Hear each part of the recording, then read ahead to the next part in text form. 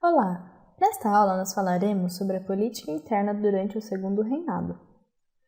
Logo que assumiu o trono, Dom Pedro II formou um ministério formado pelos liberais, Martim Francisco, Antônio Carlos, pelos irmãos Andrada e por outros liberais.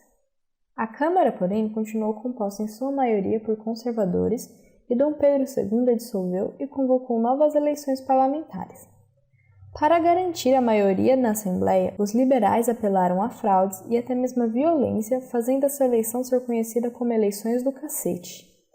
Apesar da crítica de um partido ou outro, dizia-se que nada se assemelha mais a um Saquarema do que um Luzia no poder, sendo Saquaremas o apelido dos conservadores e os liberais eram chamados de Luzias. O fato é que os partidos não tinham muitas características que os diferenciavam, até porque ambos faziam parte da sociedade brasileira elitista e agrária. Porém, alguns pontos eram distintos em seus programas. Os conservadores queriam uma maior centralização da polícia e mais força do poder central e moderador.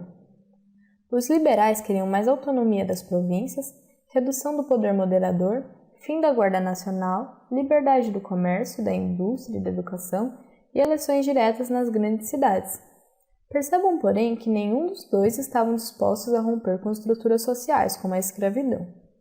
A semelhança entre liberais e conservadores fazia com que eles mudassem de lado muito facilmente para defender seus interesses pessoais, fazendo com que eles tivessem um perfil ideológico fraco e de pouca convicção.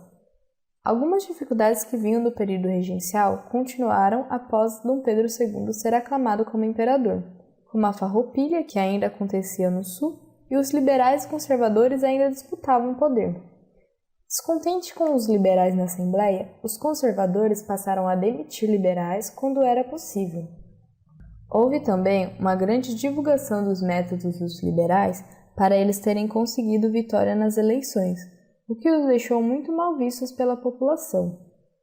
Em março de 1841, o ministério formado pelos liberais caiu e foi substituído por conservadores.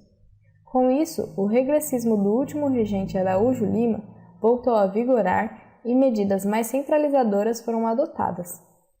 O Código de Processo Criminal, que tinha sido criado em 1832 e que dava mais autonomia às províncias, foi modificado em 1841 e o governo central passou a comandar todos os aspectos administrativos e judiciários.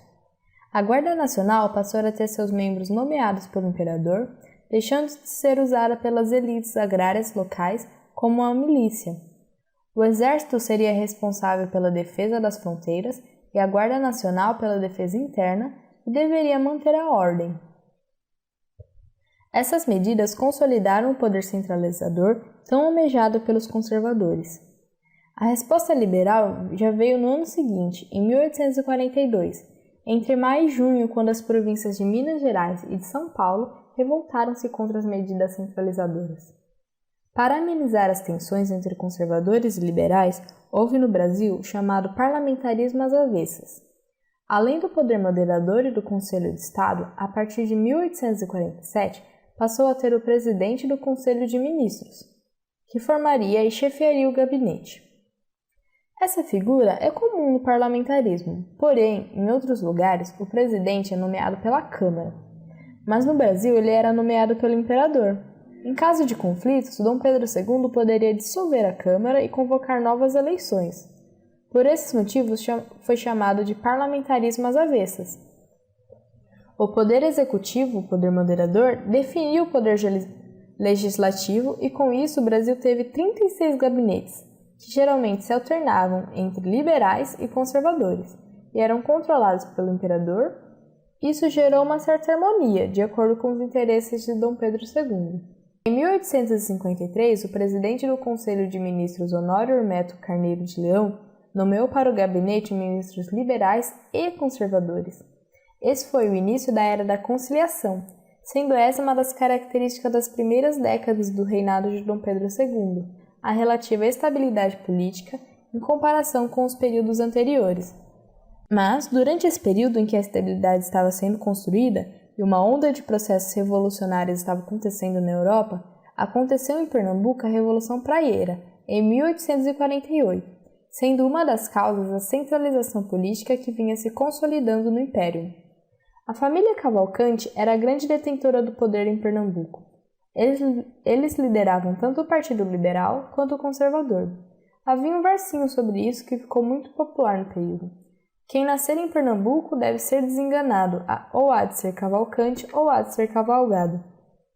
Alguns liberais mais radicais, inconformados com a situação, fundaram um partido para fazer oposição aos cavalcantes.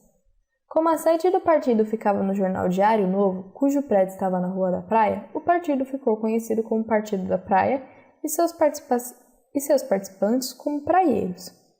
Seus ideais vinham do nacionalismo, do liberalismo e do socialismo utópico, corrente que ganhava força na Europa. O Manifesto do Mundo foi publicado no jornal e trazia as principais reivindicações dos revolucionários, como a república, o federalismo, o voto universal, liberdade de imprensa, nacionalização do comércio, extinção do Senado vitalício, poder moderador, reforma do judiciário, independência dos poderes, garantia de emprego para o brasileiro e a expulsão dos portugueses. Em novembro de 1848, o liberal Antônio Pinto Chichorro da Gama foi demitido da presidência da província e foi substituído pelo conservador Herculano Pena. A partir desse momento, diversos combates foram travados em Recife, em Olinda e no interior de Pernambuco, com sucessivas derrotas dos praieiros. Em 1852, eles foram presos e anistiados por Dom Pedro II, dando fim ao período de revoltas e início à estabilidade do Segundo Reinado.